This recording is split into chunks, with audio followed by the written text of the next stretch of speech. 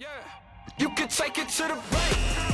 Hold the line. Ladies and gentlemen, boys and girls, children of all ages, welcome back to Fishing University's Take It to the Bank podcast. I'm your host, Ben Ballou.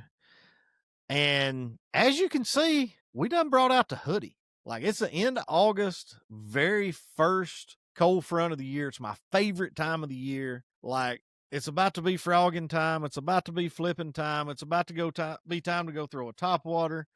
Or you can go deer hunt or squirrel hunt or duck hunt. Like, good stuff is coming. Tired of all this hot weather. Fish are just absolutely in a funk all over the country just from the dog days of summer. But today we're going to be talking to a Kentucky Lake, Tennessee River hammer. This guy's fished the All-American, won some Costas, won some Toyotas. Let's bring in Mr. Jordan Hartman. What's going on, everybody? So, Jordan, thanks for joining us today. Guys, if you don't know who Jordan is, I promise you, if you've looked at a tournament on Kentucky Lake and looked at the leaderboard, I don't care if it's from the BFL level up to the Open, Bassmaster Opens level, you've seen Jordan there in the top 20 most of the time. He'll sneak around and win a couple. You got what, a Toyota win? Yeah, I won a Toyota on Chickamauga back in 2021. That's the biggest win so far, but I try to be at every one I can and at least compete. That's right. That is right. But just fish the All-American this year or last year? Last year at Cherokee. How was that experience? You know, I really enjoyed the lake because I thought it was pretty cool. It was really clear, and you didn't really need a map. I got on Google Earth and just looked for them underwater boulder piles on Google Earth and just drove to them on my phone. Right. So I thought it was pretty cool getting to see it and then drive to it and then fish. But the fishing wasn't great, but the lake was cool anyway. I fished Open on Cherokee a few years ago, and it was interesting. Like, at least we were in the early part of the year when you could keep smallmouth and, you know, those fish were biting. It was pretty decent. I think I finished, I don't know, I got paid. I was in the 30s. Added, I had almost 17 one day and like 13 and a half, 14 the second day. That's good. I think people have always said that when we went, it was not a good time to be at Cherokee, but I don't think it was a good time to really be anywhere. It was like, I think we went in August. I mean, I don't think it was a good time to fish anywhere. Well, that leads me into our next conversation. Right now, fishing's not great. I don't care where you go. I spent some time on Guntersville a couple of weeks ago, and Guntersville's the best lake in the country, and it wasn't real good. That doesn't surprise me. That's just, I think in the Midwest, or at least in the southern Midwest, anytime you get temperatures above 90 for more than a couple of days, the fish just don't like it. I think it's the same way. And like I saw some water temperatures the last time I was out in like 93 and 89 and stuff like that. I mean, it was boiled fish. I kind of consider like above 90 the same as below 40. So when it goes below 40, they don't really like to move. And I kind of consider above 90 the same way. I would agree with that completely. I'd never really thought about it, but it makes sense. They just don't want to eat. Oh, they eat when they have to, and I feel like that's it. Well, let's talk about the Tennessee River a little bit. That's where you call home. Working for yourself now, got a pretty cool looking hat on. I mean, you're not a scoper unless you got the scoper rope. That's right. Like, Yeah, I got me a scoper rope. You have to. And an old man seat up front. Like I'm a true scoper, like 4 spinning reels. Listen, the ropes are coming back. I'm pretty sure that rope hats used to be stylish back in the day. Early our 90s. grandfathers probably. Yeah. I mean, so there's nothing unstylish about a rope hat, and then you put a minnow on it. I mean, I don't think you can really become any more of a scoper than if you have that on. I mean, yeah, it may need to be a little bit flatter to truly get that Nut Brothers flat bill going. I've got them covered. Oh, there you go. There you go. But check out Kentucky Lake Threads Company. Yeah, check us out. Go get you a scoping hat. We'd love to get you a scoping hat. We give every first customer a discount too. Sweet. There you go. They heard it right here on Take It to the Bank. Well, let's talk about Kentucky Lake. This time of year is kind of what we're going to focus on, but now you can apply this throughout the chain. Obviously, when you get into some grass, it changes a little bit, Mhm. where those fish sit. Kentucky Lake doesn't have any grass right now that I'm aware of. So your grass will change this some, the Gunnersvilles, the Wheelers, but Pickwick, Watts Bar, if there's not a ton of grass there right now, like they're going to be on places that we're talking about right here. So I think. let's dive in. Look, we're talking about September fishing, and September's the time a lot of people want to get a topwater out. It's the best time of year to go through a buzz bait or a big spook, that kind of thing. Or are you in that, that frame of mind when you go fishing in early September, or are you still scoping? I think September brings a lot of opportunity because I feel like the fish are doing a lot of different things and it really opens up the playing field for the whole field of people to compete. Because out here, we can catch them flipping docks, fishing brush piles, scoping, top water. You can really do a lot of things in September because they're kind of just in transition and you can find them in the very backs of the creeks. You can find them out on the main lake. You can kind of just do whatever you want. Now, I don't think you're going to find one pattern better than any other. I just think it's going to be whatever you do, you've got to do it all day, or you've got to hit high percentage areas mixing it up all day to do well this time of the year. That makes a lot of sense. It makes a lot of sense. I was telling a friend of mine the other day, I feel like the reason I have sucked in some tournaments lately is because I don't have a technique that I am more comfortable with or that I'm not. Like, I'm just as happy throwing a drop shot in 30 feet of water as I am throwing a minnow in 15 on a ledge, as I am flipping bushes in the very back in 2.5. Like, I like it all. I'm not great at any of it. I'm pretty Sure. decent at a lot of it. And it bodes pretty well in the fall, but a lot of times I'll get myself spread out.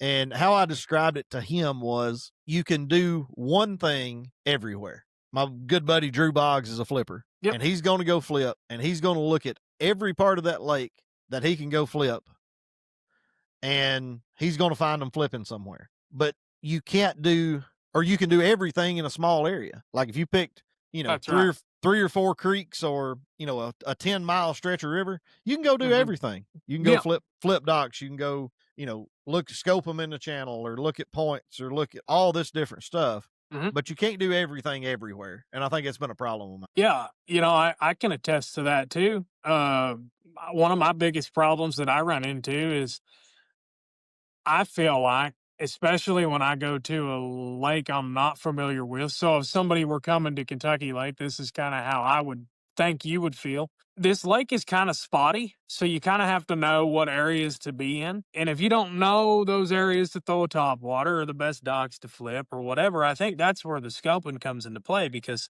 no matter what you do out there, if you're scoping, you're still looking at the same or have the opportunity to look at the same thing as every local out there. Um, so I think if you're coming here and you're wanting to just fish, I and you're fishing a tournament, you probably want to be looking at that scope quite a bit. Now, if you're just coming to fun fish, like I said, you can do whatever you want. But if you're tournament fishing, it's going to be really hard to compete out here with these locals that know all the best places to go throw a topwater. They can run them in an hour. It might take somebody 6 weeks or 6 years to find. You know what I mean? It's huge. So It's it is huge. huge, and that's why even I sometimes when I go to new lakes, I struggle with, well, I could probably compete punching, but there's probably 15 locals that know the best place to punch, and I'm never going to find it. So why would I not use my scope to help me try to compete against somebody that you know what I mean? That's where I struggle. Is like I know I need to be using it, but I also know there's a local that's going to beat me without using it. Well, no, really, that's where I struggle the most. Yeah. Is I know there's other ways to catch them, but sometimes I feel like I have to do it, and I need to get better at that. I get that completely. Yeah. Now, something that blows my mind when you go to the Tennessee River, put your boat in at any boat ramp you want to put in Mhm. between Pickwick and the dam at Kentucky Dam Marina. Put your boat in at any boat ramp you want to. Drive out in the lake. I don't care where you are at in that 130 miles or ever how long Kentucky Lake is. You're going to see fish. There are fish wall to wall, treetop tall, to quote my main man, Fat Cat Newton there. And Literally. like they're everywhere. Oh. There's Asian carp, there's white bass, there's stripers, there's drum, there's chain pickerel, there's Yellow all this bass, catfish, sauger. I mean, I can keep going. Yes. Like, Yes. So and how do yeah, you determine if you wanted to go start scoping on a Tennessee River lake? You'd never been there. I feel at like this this is time of the year. yeah. Okay. How do you know where bass are going to go, or what should be a high probability of being bass? Okay. So the very first thing you want to do is look at the current. And if they're pulling current, you want to be looking on the bottom. If they're not pulling current, there's a chance those fish will be up, floating, suspended. So the very first thing that I'm doing, if I want to scope, is I'm going to go out there and I'm going to try to find where those fish were at in the summer. Now, I might have waypoints where they were. I might know like the general area that people catch them in the summer. And the first thing I'm going to do is I'm going to go there and put my trolling motor down and I'm going to see what's living out there. Whether you know they're there or not, start there. And if you see them or you don't, then you move on. And I'm going to move in. And then the first thing I'm going to do from there, I'm probably going to just scope, man. I spend a lot of time just on the trolling motor, like trolling a creek channel, looking for brush. I don't really use side imaging a whole lot anymore unless I'm looking for schools. I just pull up, put the trolling motor down, and keep it moving all the time. And that's kind of what you got to do. Look for the bait fish. I tend to like bait fish that's more balled up. To me, that means they're getting chased. Whereas if they're just spread out everywhere, there's nothing really happening. But if you see some balled up here and then another little cluster, there's usually going to be some bass somewhere that are pushing them together. So, That's something that not a lot of people know, and some friends of mine and I, we call them happy shad. Mhm. Like you'll look on a bar, or look up, on a stretch of flat bank or whatever, and for 200 yards, there'll just be little bait fish, and they're just Yep. jumping up, and they're just all happy. There's nothing in them. They're just out there having a big time. right. But those that are in a tight ball, they getting chased by something. Yep. They are trying to make themselves look bigger than what's chasing them, is what they're trying to do. So they get really close together and they try to make themselves look huge so that they don't get screwed with. And I think that's what happens. At least from watching LiveScope, that's what I think happens. So let's pull up a map right here. Yeah. Right now, both you and I know, and if you're coming to Kentucky Lake right now, I'll just go ahead and tell you, the smallmouth, most of them live on the north end from the, Kentucky Dam down to the 6880. There's quite a few as you go on down, they're becoming more prevalent, but that north end of the lake is where a lot of stuff is going down right now. Where do you want to start right here? There's a 6880 bridge. There's Jonathan Creek. The dam's going to be on up to the north there. Let's start me out. Just start me out there in front of the Kentucky Dam. How about that? I can do it. Great community hole. There are hundreds of thousands of bass that get released right here in this marina. That's a fact. So zoom in, right? See that last green buoy there? Right here? Towards the river. Towards the river. That one there. Yep. Come in a little bit. See that point right there? See where it says Taylor Creek? Right under that. Right there. That quite possibly could be the biggest summer community hole on the whole lake right there. So heard it here first. You heard it here. Well, it is. It's a massive community hole. You couldn't get on it one time at all. At any tournament, Tuesday nighter, Monday nighter, Wednesday nighter, midnighter, didn't matter. There'd be a boat on it. So if I was coming to Kentucky and I knew a school of fish got there, the very first thing I would do is go right there. And I'd turn my LiveScope on and I'd start looking. Because we're still summer. Like, this is a very first cold front. It's still hot. There could easily still be some fish out there. They're not all doing the same thing. Remember, there's probably some up shallow. Some got yanked off of there and weighed in the marina. So they're in the marina. There's no telling how many of them fish have been relocated, but there's still plenty of them there. So you pull up, you look around. If you don't see anything or you don't feel like you see anything, then at that point, I just start moving in, man. There's all them little humps in there. I'd go check those out.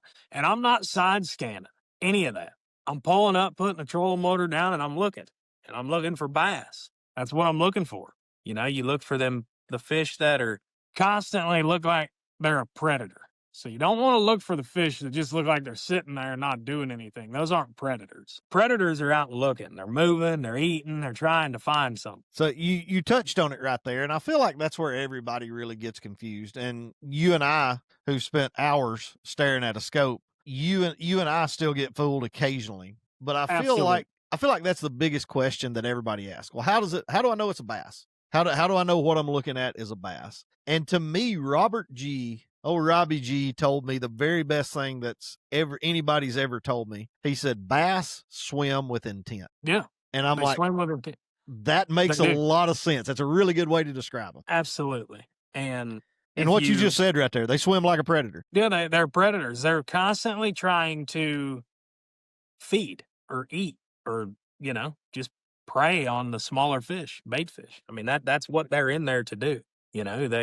And most of the time, whenever they're in a place that you can see them on scope, unless you just find them like way suspended out in a creek channel where they're just wintering, or if you can see them, they're feeding. They're showing they're feeding. Like, that's why you can see them.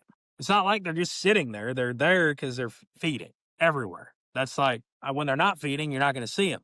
Like, that's why there's so many fish in the lake. So if you always are looking for fish on scope and you see one, it's usually feeding, and that's why you can catch it. So, but the biggest thing on bass, man, I probably shouldn't say this, but there's always going to be a little gap in between the tail and the head because they've got less bones in their belly than they do in their head and their tail. So the scope can't really pick up their belly that well. So you're going to see a little gap when they're swimming at your bait.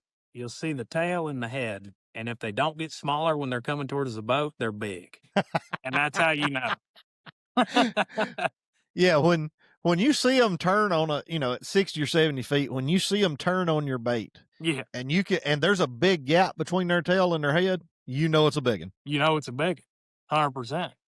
And then whenever they're just coming and they don't, and and it's so crazy. Like, everybody that's scoped, they know. Like, you can say all you want about, well, I threw it all these carp, and I throw it all these catfish. But when you actually throw it a bass, I feel like a lot of the time it's a bass before you do. But then you spend all your time throwing at all these other fish that you probably know aren't going to be bass. But then when you do see one, well, that's a bass. Yeah. And it's just like side imaging when I used to, and I still do, but like when side imaging was getting real big and you'd find a school on side imaging, that's a school bass. It's no different with the scope. It's all memory and just picking up on how they, like when you find them on a ledge, that's where those fish want to be. So you looked on that ledge, but when you find them on scope, you just know that's what they look like. So that's bad. And that's really all it is. Just figuring out what they look like and then remembering and then tying that into your knowledge of where they live and why they want to be there and the time of the year. And I could go all day because everybody says you turn the scope on and you can just catch them. And that ain't true. No. And I feel like anybody that has ever picked it up and tried it knows that. Like, I don't want to get on a big LiveScope rant here, but no, because I think it's just as hard to go flip the bank. 100%. I think it's just as hard to go find fish on the bank, if not harder, because there's more bank than there is fishable water. Yes. The fishable water in any lake is always going to be less than there is bank because there's water that's 100 foot deep, and you're just not going.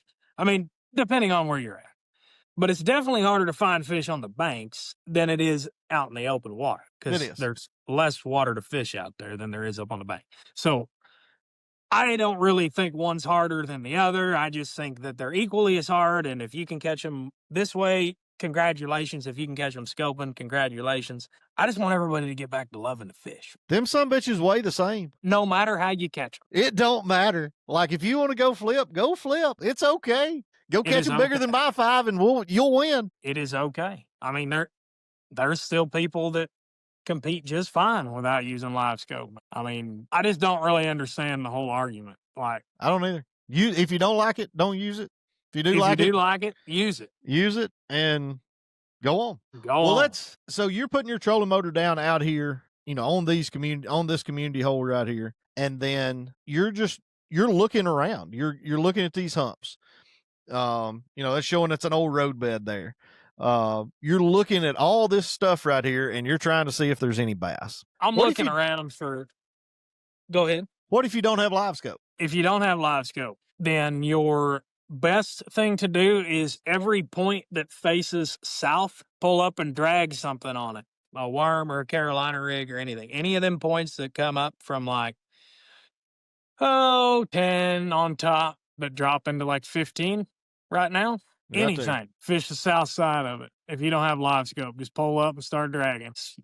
That's just your high percentage where they want to set up the feed in that current. That's where the bait's going to get washed to. Anything that doesn't have a divergence of a flat, but has a direct shot of current, is kind of where you'd want to go. So, like, you think of the path of least resistance, and then look in those areas of where that current's going to be sloshing into. That Is a makes a good ton way of to think. sense. Is a good way to think about it. All right. So for our scopers, do you have the same baits on your deck all year long when you're scoping, or what? Let's talk about some baits that work specific on the Tennessee River. Okay. Honestly, I've been throwing 3 different minnows all year long. I throw a Sakamata shed, I throw a freeloader, and I throw the Dawn by Janko. And I think they're all 3 pretty similar, but they're all 3 different in a way. Size, plastic, colors, stuff like that. Okay. So we got a minnow, one of those. Now let's talk a little bit about size of minnows, because you get off from here. People like it 3 and 4 inch and mooch minnow size and the smaller stuff. But now Tennessee River fishermen ain't afraid to throw an 8 inch. No, I think Rapala would probably be kingpin if they'd come out with a 5, 6, 7, and 8 inch freeloader. Because there isn't a time on this river that I'll throw anything less than a 5 inch. They came out with like a 5 3/4 and a 6 3/4 at ICAST this year. Should be shipping this fall. They did. Really? I missed that. Yeah. No, they've got the bigger ones. Guys, any scoper that you talk to, and I'm just going to go ahead and call Jordan Hartman a scoper, like, they throw a freeloader, they throw a Sakamata shad, then a lot of them will pick something else. Like, to me, that new Yamamoto minnow looks really, really good, the one that Jake designed. That's a good minnow. The Burtec Wrangler, if you've not heard of it, it's by a little bitty company in Tennessee. That's a really, really good minnow as well. Hey, look, a juicy one that Driftwood Custom Baits. That is a replica of the yellow bags. So it's a great one. Finding the Japan ones are hard to find. Like socks, I don't know why they don't make more of them, because they could sell a shit ton more. They're very hard to find. I almost think the Sakamata shads are like a social experiment. Just to see what stupid stuff we would do. I think they want to see how much we'll pay. And I know they're going for like $30 a bag on eBay. So, and that's so dumb. A freeloader will catch them too. I know, man. A freeloader will catch them. The Yamamoto minnow will catch them. Honestly, if you put the minnow in the right place, it'll catch them. I don't think it matters which one it is. I think that the newest one, whether it be that Yamamoto one or the Janko one, just something they haven't seen may be better, but I don't know that even marginally, matters. maybe. Yeah. I mean, Brian, you and I had the conversation the other day at ICAST, and he was like, dude, I'm so tired of this shit. He said, I'm so tired of it. Tungsten or lead, or like, I've got about 3 that I throw and I'm done. Yeah. And I've got a specific situation for all of them. That's right. And again, every scoper you talk to, a Sakamata and a freeloader is one of them. There are 2 of them, you know? Yeah. All right. Besides a minnow, when you're scoping, what else do you throw? So I actually like to scope a lot with a spinnerbait this time of the year. And a big one. You're going to blow Randy Blockett's mind because you're using old school stuff with a scope. Yeah, that is, I'm not so sure that Randy's not on Garmin's payroll, but we'll talk about that another time. Anyways, a spinnerbait in the fall on the TVA is also really great, man, in brush piles, but it's not so much where you just reel it through. You want to make contact with everyone. Like, you need to be hitting that pile and shake the shit out of it. Make them blades really clack around and they'll just kill it. But like, it seems like you need a little wind to make that bite really fire. The big worm, though, you can draw them up out of a pile with a minnow. And if you see them and they don't eat it, throw that worm in there and just let it sit. A lot of times they'll eat it if you throw it right back in. Because I think it's more of a reaction bite. They were chasing the minnow. They didn't get it, so they swim back in. And by the time they're there, that worm's coming in and they just eat it. So I think it's kind of a, well, shit, did it get back in the pile that quick? And then they just eat it. You know what I mean? So that's, and you're fishing piles, you're fishing ledges, you're fishing hard spots. You're looking at everything when you're scoping around, and anything looks like it's got a bass on it, you're throwing at. Stumps, that's it.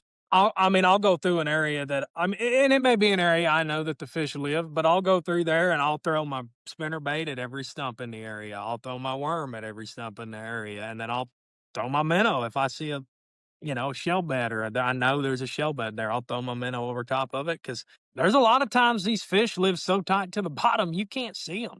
Like you'll get on a shell bed and there will be a bunch of fish there. They're just so hard to see. You've got to really sit still, and that's the hardest thing out here is you have to fish kind of slow because they move a lot and they move really slow sometimes when they're on the bottom. Like they'll just be I call them crawlers. Yeah.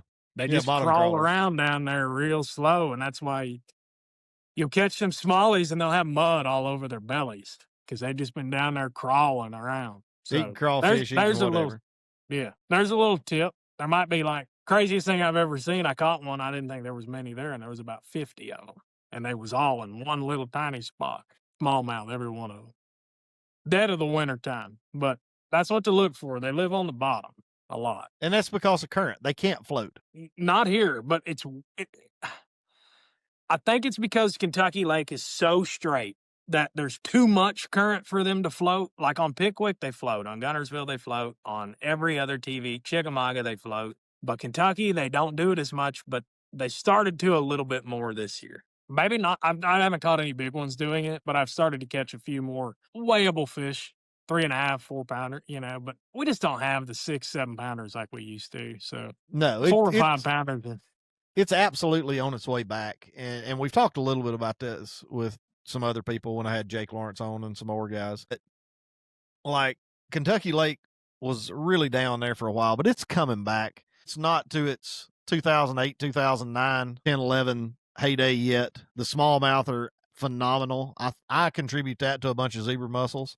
The water clearing up, that kind of thing. Guys, Kentucky Lake's fun. I went 5 days in a row this spring and caught 30 a day every single day. Like it was a blast. Yeah, it's fun. It's fun. It's a fun lake to go to, and it's a big enough lake that you can come spend a weekend here, and you may not run into any boats out there. You might see them driving around, but you can fish your own areas all day long because it's big, and there's not a lot of people that come here to fish. Why? Don't know, but there will be soon. Yeah, for sure. I mean, especially after these last 2 years of seeing these weights, smallmouth and stuff, it's going to blow up. Now, will smallmouth live on the same stuff that largemouth do right here? Or when you're looking specifically targeting the smallmouth on Kentucky, is there something that you always look for when you're looking for the brown ones? When I'm looking for brown ones, I like hard cover, whether that be boulders, rocks, concrete, house foundation, stump, shell, gravel, something different in an area with nothing is the best. So like sand, shell bed, sand, you know what I mean? And that's kind of the places where I was saying that they'll just be crawling on the bottom, and when they're there to eat, and that's it. But as far as like, do they live together? When I find largemouth living with smallmouth, they're big. Like there's usually not small ones. It's usually big smallmouth and then 1 or 2 big largemouth with them. Very seldomly do I catch big largemouth and then just one random smallmouth with them. It's usually the other way around. Now, the big largemouth, they tend to run with the stripers more than anything. So that's a deal that a lot of people don't realize, I think. And I learned that from fishing with Randy Haynes a number of years ago, is just because all you think you see down there is white bass on your scope or on side imaging, there's usually some black bass largemouth in there with them. Yeah. Oh, yeah. If you see stripers or white bass anywhere, there's usually some bass mixed in, but I'm more or less talking about those big stripers. Oh, like you're talking about like the 30 pounders, 25 pounders. The ones that eat gizzard shad and stuff? Yeah. I can tell you that there was a few times I've been out there and I'm throwing that spoon and I'll catch a giant striper and I'll catch a giant striper and then I'll catch a 6-pounder. Largemouth. So I think those big, giant largemouth roam with them stripers because them stripers are always finding the biggest bait. That's all they eat. Those big, giant gizzard shad, they find them and the big bass follow. So I think that's another thing that you can look for is them big stripers, and you'll probably find big bass on Kentucky Lake. I think they do that a lot of different places, or at least they act like stripers. Probably, yeah. Well, we know that fish are spread out right now. So we're looking around, we're scoping, we're bouncing around. It's a time to me that you can move pretty fast, but when you find them, you've really got to slow down because they're not everywhere. That's a fact. So I think that this is a time of the year where you could, like I said, you can kind of do whatever you want, but when you get around some fish, you really need to pick it apart. Because if you find some fish, you may not find any more for a little while because they are hard to find this time of the year. But there's usually, when you find them there, there's a reason they're there. And on this lake in particular, there will be more that come there because they're never all there at one time. So if you find fish, you need to keep going back and checking it because it might be the best day you've ever had on Thursday, and then you go back Friday and you're like, holy crap, Thursday sucked. There's 10,000 more fish here today. And that's how it goes. And then Saturday in the tournament, you show up and there's nothing there. So you always got to be moving out here a lot. And current, what do you think changes them the most? Is it current? Is it weather? Is it water temperature? Like what? Current, any think so, change too. at all. I think any change, and current and wind. The wind is a big factor. I don't think a lot of people think about either, because if the wind's blowing, like we get a straight wind out here, like, I don't know, every day in the springtime. I mean, realistically, those fish on those flats, they can't be there. So when that wind blows, you have to think about, okay, where are they at? Now they're close, but they just pull off a little bit. So wind and current, those are the two biggest factors on fish positioning and where they go. And then you kind of just got to figure out where they like to go and what wind, and then just keep trying that every time the wind blows that direction till you find if it's a good spot or not. And Now, that's kind of what I do. If I catch a fish, I put a waypoint and try to remember what was going on when I caught it. Now you touched on something there that people really need to realize. Kentucky Lake, the biggest waves I've ever been on in my life are on Kentucky Lake and Pickwick. Like, I admittedly, I've never been on the Great Lakes and fought 12-foot rollers or anything like that. Yeah. But as far as just beat your brains in, hard on everything, get a little bit scary at times. Oh, yeah. Tell me the biggest waves you've ever been on Kentucky Lake. Like true 5-footers, probably. Like, not like, oh, there was 5-footers out there. No, like, I've been in true 5-footers. Your average day out there, like big waves or 3-foot waves are big, dude. Like, those are a lot bigger than people think. 5-foot waves I've seen on that lake one time, and that's big enough to where you come up and then you come down and you don't see nothing but water. That's a 5-foot wave, not a wave where your boat rolls over it. That's a 3-footer. And there's not 5-foot waves out there very often. Like, No. very seldomly does Kentucky Lake actually get 5-foot waves. And I think that's the biggest misconception people have, is a 3-foot wave is giant. Yeah, so It really is. Brandon Cobb and I had this conversation. So you actually measure a wave from how high it is from the center line To the top. Yeah.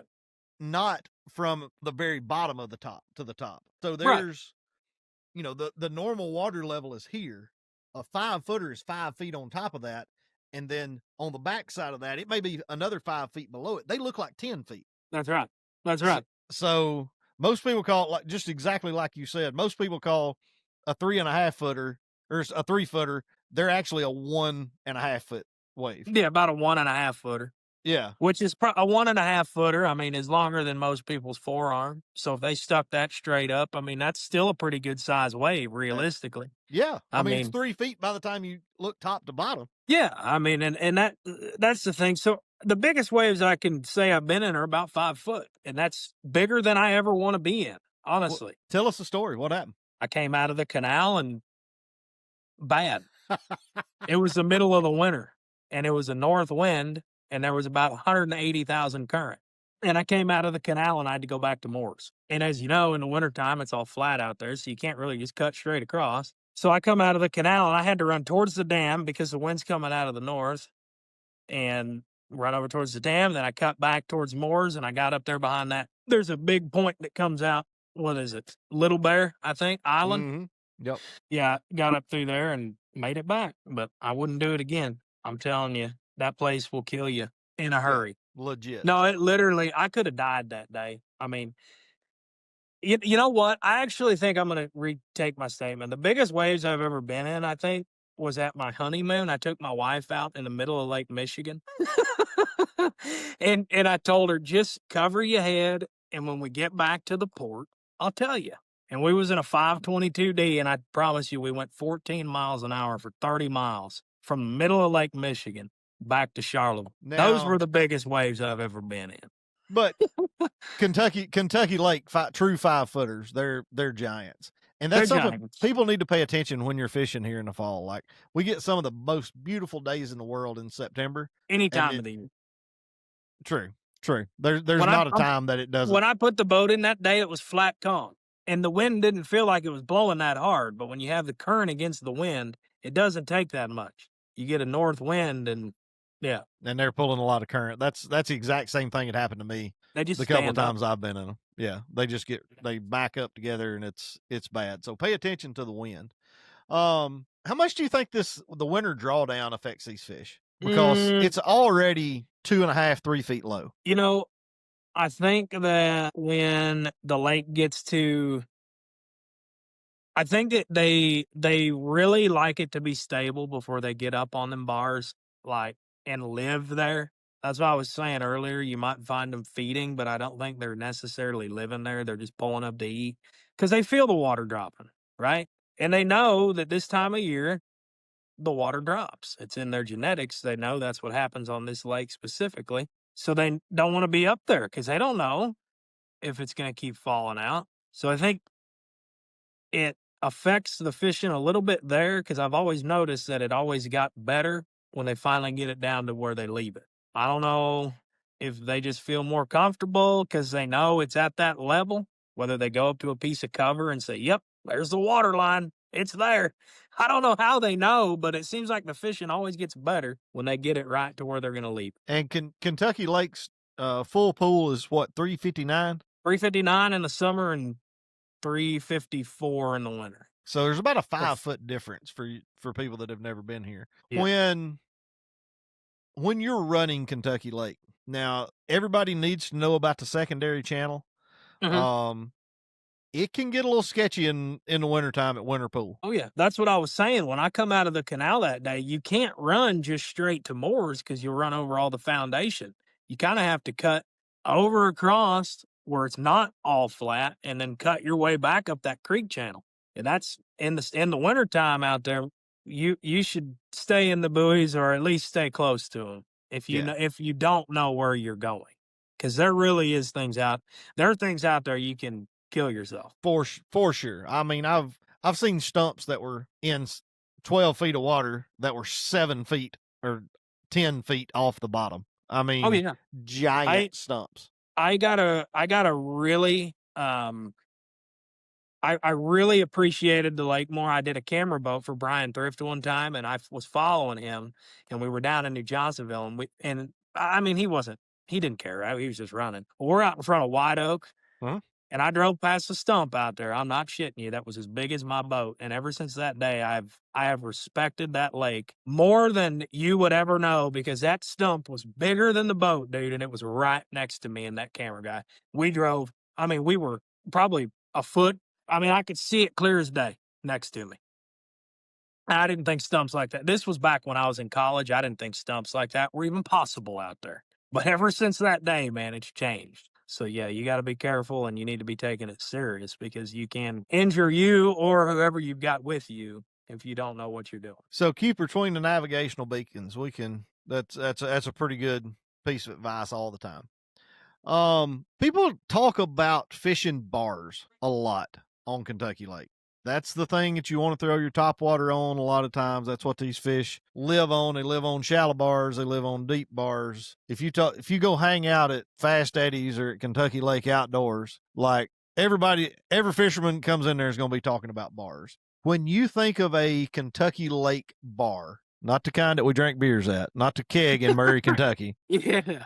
That's a beer joint. When you're talking about bars, what actually is that?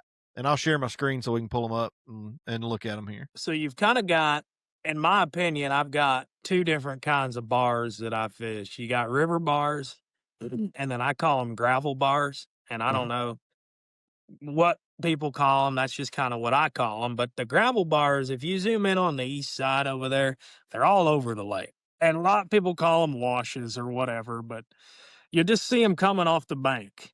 That's kind of one there, but more like the flatter ones on the east side. There's a lot of them. You get down there towards Like that right there. Yeah, kind of like that. So that's kind of your gravel bar. And if you imagine the water dropping 5 foot, if you could think about one of those that's really flat that sticks out a little further than the rest of them, that's kind of one of the bars that I'm going to be targeting in the fall. That's your gravel bar. Now the river bars, those are just, kind of out there towards the river. I always look for either the shallowest place, and that can start now. You get on the shallowest place now, but the shallowest place next week, as it's dropped a foot, may not be the same spot. There may be a better place because that place might be out of the water, and then you got to move because they move. So you go to the next shallowest spot, and then the next shallowest. You just got to keep moving out on the river. But I always look for the shallowest. Covered stumps, honestly, man, doesn't really matter to me. I don't think that is going to bring a big school in. I think the biggest thing is just sitting out there and letting them show them to you. They'll show themselves if you wait long enough. You'll see them bust. You will a lot of the time when it's right. When it's right, you will. Yeah. So if you're not seeing them, if you pull up on 5 or 6 bars, and I'm calling a river channel bar something like this right here. Now, obviously, that one's got a cut in it. Let's just say you pull up there on that foundation. Well, that's not a good example because I just throw a spook over top of it and they come out of that. That's hard cover. If we're talking like right here, just like a bar like that, yeah. Yep. So like if I was pulling up to fish that bar, I'm pulling up about where that blue is, and I'm fishing up towards the tip, bringing that bait with the current, looking natural, casting out towards the river, and I'm just burning down the edge of it, dude, and I'm making 100 casts. You get a bite, mark a waypoint, and that's a lot of the times that's where they're going to be in the same spot. Now, will they group up like that when those shallow bar fish? Will they group up and you need to put your poles down and catch 5 or 6 of them right there, or are you going to catch 1 or 2 and then go find another little wad of them? Oh, man, it really just depends. There's times where, there's been times where I'll throw my bait out there without hooks on it and get 5 bites on one cast. And I know they're not the same fish because they're different size, right? You can see them fighting over it. And I think you know that pretty quick, whether there's more than one there. When you find them that shallow, if there's more than one there, they're all going to be competing for it, kind of thing. They're all up there, they're pushing that bait up to where the bait can't really go anywhere but out of the water. They get it up there as shallow as they can, and then they've got it pinned up there. They can trap it. I think the smallmouth work together, and there'll be usually 4, 5, 6 of them, and they all go up there and pin it, and then you find the school that way.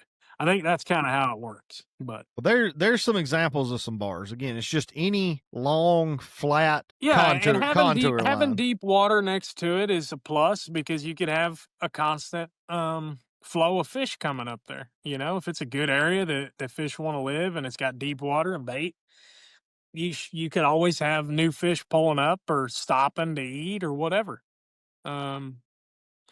The other kind of bars you could fish, there's a ton of them that just come off the bank. Little points, like long points, I call them. Good example, that one right there. He was just on it, just that long point. And there's bars like that from the west side, on the east side, from the dam to New Johnsonville. And that is a great pattern to fish in the fall, throwing topwater on. If you don't feel comfortable out in the middle of the lake, you can compete.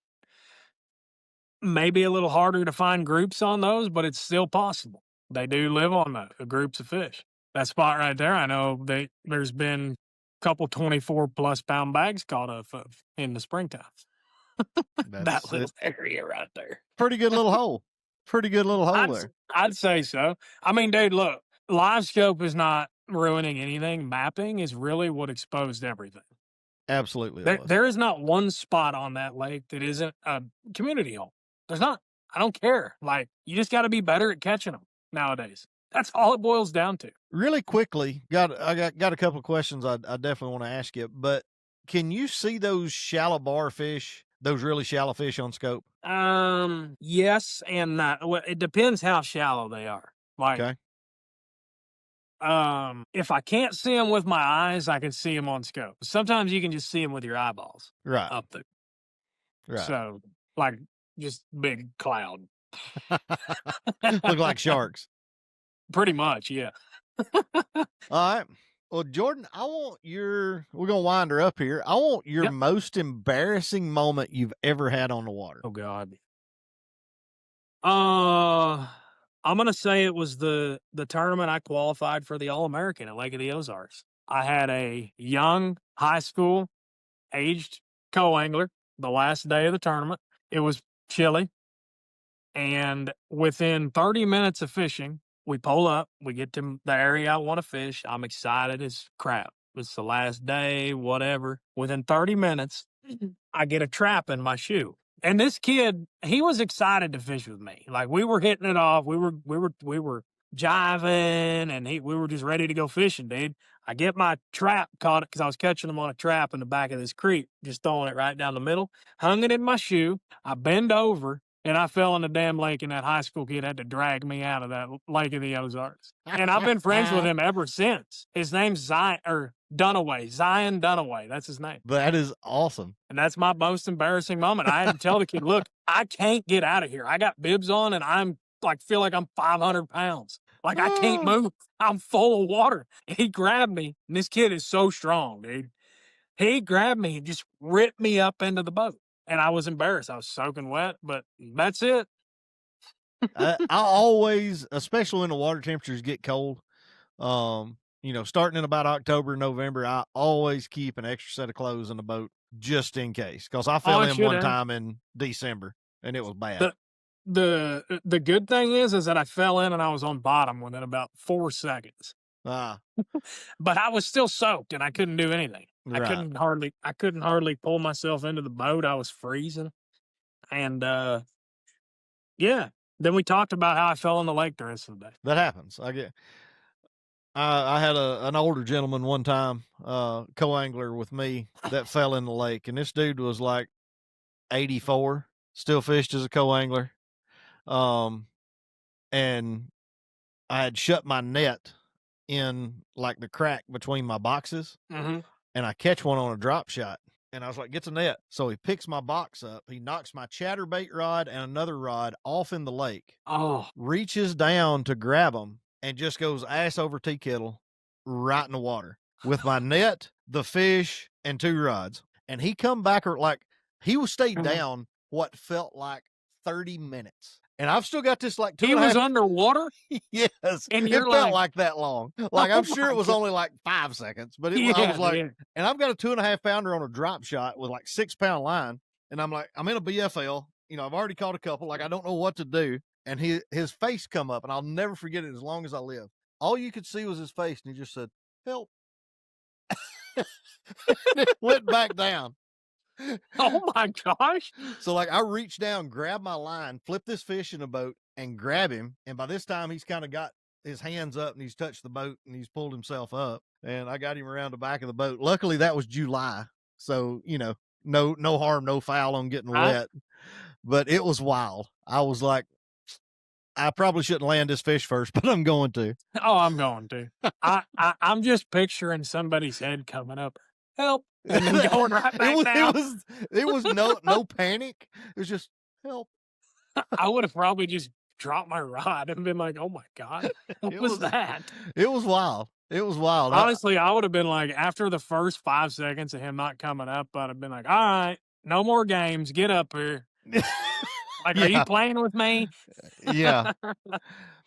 So right here's one of the best tips I've ever found for anybody. If you lose something in the water, I've had to do it twice this year. If you lose something in the water, always keep an old school metal stringer in your boat.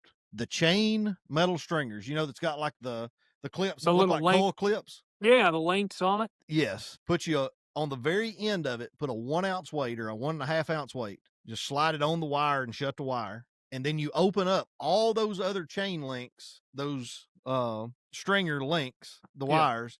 So you got stuff casting everywhere, and put that thing on a flipping stick with braid. and I have drug up nets. I bet you I've drug up 10 fishing rods for people. That's a great idea. Like Honestly. anything you drop in the water, there's your tip of the day. Get you a chain stringer, put you an ounce and a half or an ounce weight on, just something to get it down.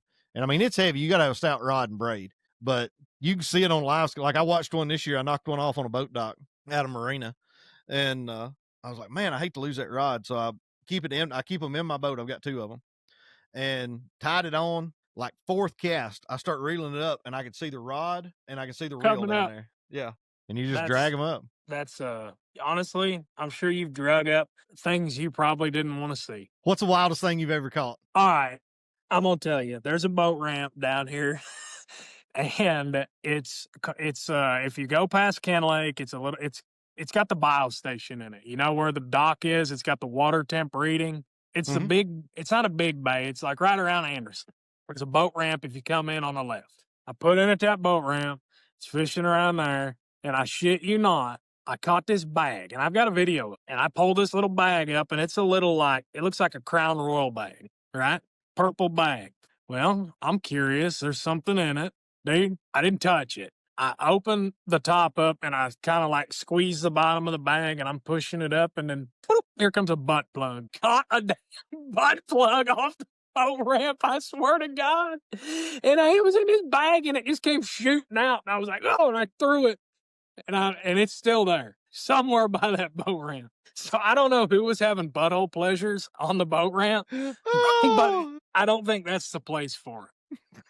Just go out on a limb and say it might not be illegal, but I probably wouldn't do that. I probably wouldn't do that. Dude, I really appreciate you coming on. That's one of the best stories that I've ever heard. Hope y'all have learned quite a bit about Kentucky Lake. Go check out Kentucky Lake Thread Company. Follow Jordan Hartman on all the socials. He's posting a bunch of dumbass stuff on Facebook that's pretty doggone funny. So go check him out. Hey, go buy a hat. And I'm always here to help them, guys. So if you got any questions, I live here on Kentucky, or if you need insight on anything, feel free to reach out. Ben, I'm sure he'd help you too. Just holler at either one of us, and thanks for watching. There you go. You can take that to the bank. Yeah, you can take it to the bank. Hold the line.